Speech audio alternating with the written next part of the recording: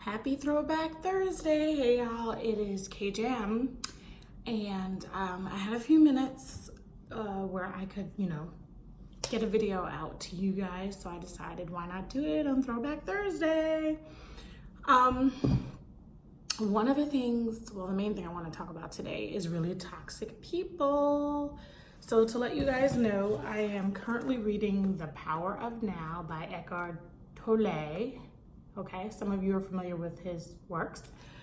I'm 3 chapters in and it's already blowing my mind. So for anyone that's religious / spiritual, the book will still speak to you because he's still speaking of basic,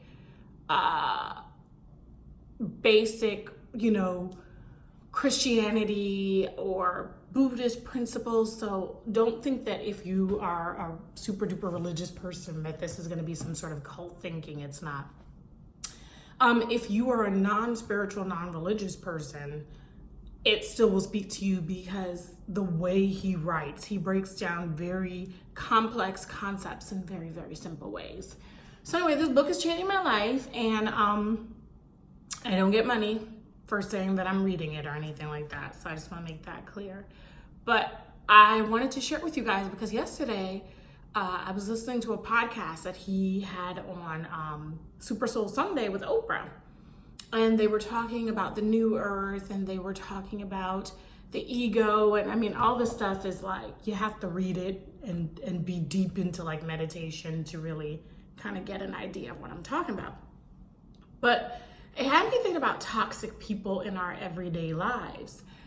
And I know when people think of toxic people, the first thing that generally comes up is kind of like relationships. So people will be more encouraged to know like when a romantic relationship needs to go. But for some reason, your grandmama been toxic for 90 years, but nobody wants to talk about that. You know what I mean? Or your mama been toxic, or your papa's been toxic, or your grandfather's toxic, or your aunt's toxic, or your uncle's toxic, or that friend you've had for 20 years has always been toxic or recently turned toxic. So the thing with like friendships, long-term friendships, and also your family is part of the premise is they've been around forever. They can't mean you any kind of harm. This is not true. Many of you watching this know that this is not true. Sometimes people are toxic and they don't even realize it. And I will tell you, like, even with the older generation, what I always learn when I'm talking to people is they get into a mindset where they feel like they know everything. So they get into a place where they probably don't even think they're toxic. They probably think they're helping you out when they tell you you need to lose like 120 pounds ASAP. And they say it in a nasty manner. So the whole thing is, I was like yesterday trying to reevaluate my life because I have like a couple family members are really, really hardcore to try to avoid, in the last couple months. And some long-term friendships that I've recently ended that, was like for like 19 years. So I know there's some people watching this now that are saying that if someone's been in your life for so long, it has to be something that you work out. Like, I grew up with Tay and we've been down since forever, so I gotta put up with his shit. Like, no, you don't. If you are a person who you want to grow, in every level of your life, you are growing, you are changing or whatever. Some people around you aren't, you know what I mean? They aren't getting to the next level. They want to stay in that negative place or give off that negative energy. So I encourage you to like think about the people in your circle that you have to interact with. Friends, family, whatever. Like I said, romantic partners, people are more encouraged to talk about who they need to get rid of as far as girlfriend, boyfriend, husband, wife. They're more encouraged to talk about that. But when it's like your auntie, people are like, well, she's been like that forever. That's who she is, and she's my aunt. You have to set boundaries with people. And I'm learning this, no matter who the person is, because there's a few toxic people I've literally just like put on block, okay? And they're on the family list and they're on the friend list. There are some toxic people I don't deal with no more. And I'm gonna be real with you. And I'm sure they're walking around and they're saying all these nasty things about me, and that's them. I'm trying to get to the next level in life. I'm trying to have peace in my life. I'm trying to be in mind, body, and spirit a better person than I was yesterday. Not everybody is on that program, and you can't convert everybody into wanting a better life. So that's the first thing that you really have to accept. And that's one of the things, I'm reading in Tolé's book about, you can't control other people. So the work always has to be done on yourself. But, for me, as I'm thinking about how I can be a better person and I can work less on having my ego make decisions for me, I also started just thinking about how many people do I just bite my tongue for because they've been around for so long or because they're family, and I let them treat me any which way. I let them say whatever they want to me. Or how many friends have I had forever that I should have really gotten rid of 10, 15 years ago? And once again, you're gonna have the naysayers say that no, you long-term family ships and friendships or whatever, you need to put a lot of energy in that. And if it's been your boy, been your girl, they still need to be. To those people, sat down somewhere, okay? Because not everybody means you well. Not everybody rejoices in your happiness. Not everybody wants to see you grow. And so I need y'all to get that message that everybody got toxic people in their camp, okay? Unless you've been cleaning house every couple years, everybody got toxic people in their camp. And I'm gonna give you a prime example.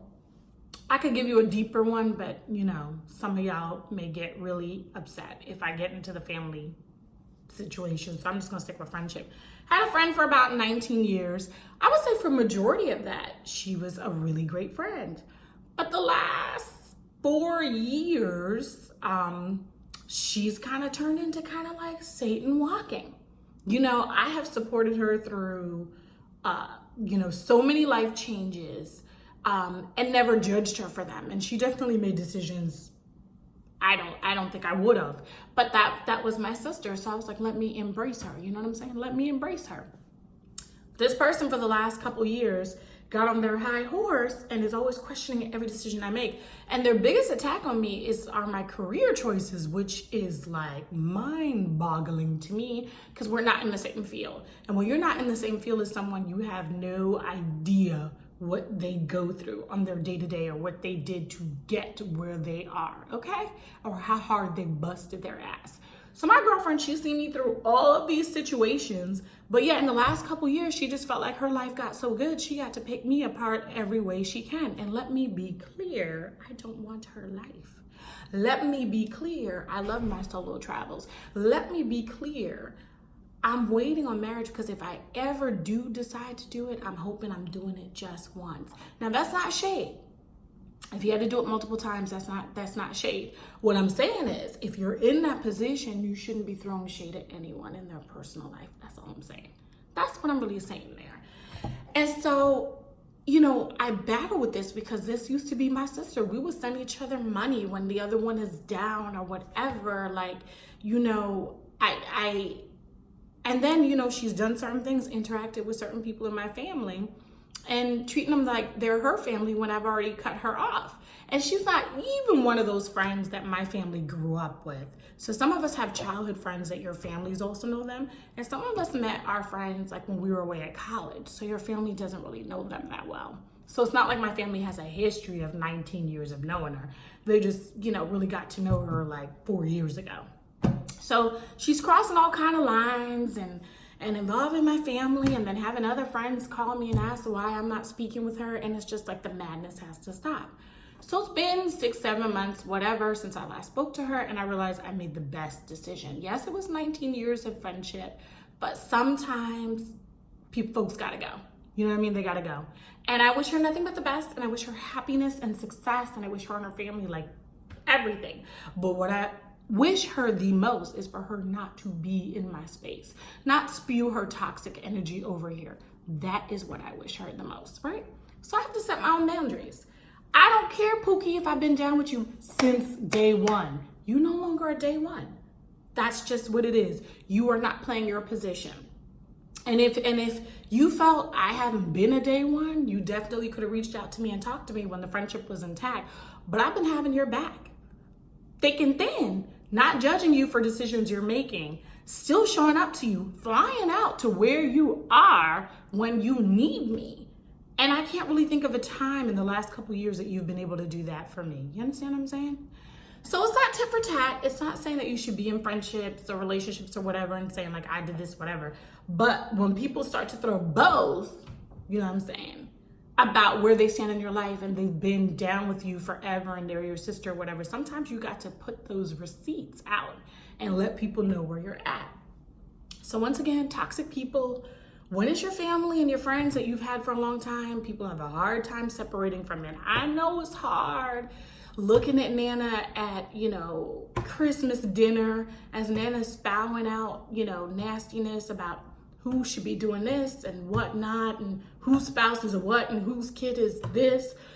But sometimes you have to ask yourself, you have to draw the line. Where does your growth start and that mess ends? You know what I'm saying?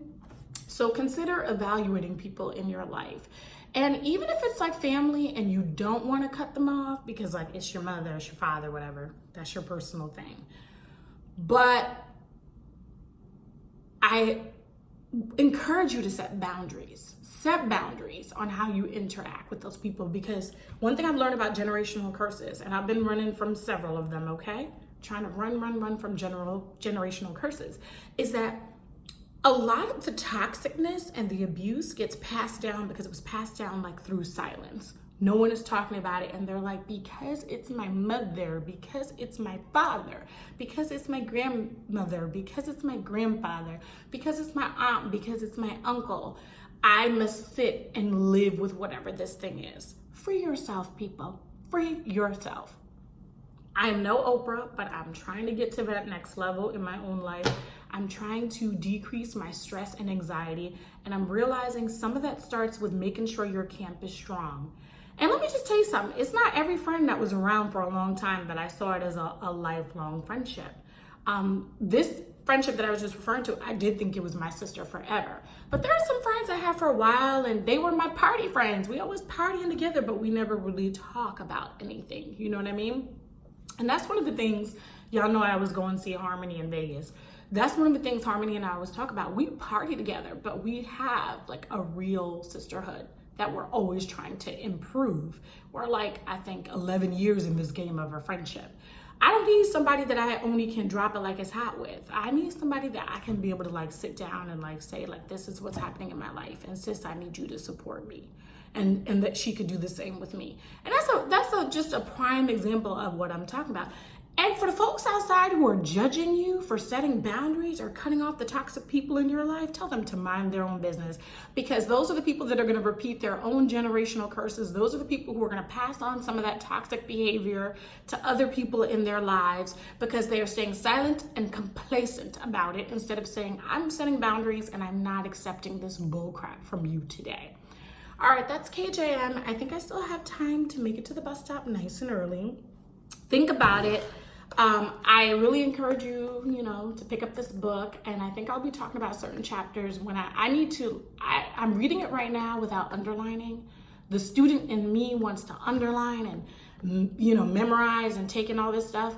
But right now I'm just trying to take in some of the teachings, and it's nothing new. It's just put in a better way. And then, really try to figure out what I'm doing with my life next. But I want positivity. I want to sleep better. I'm almost 6 months into my yoga journey. Who would have ever thought that? So I'm getting on the next level physically. I want to get to that next level mentally.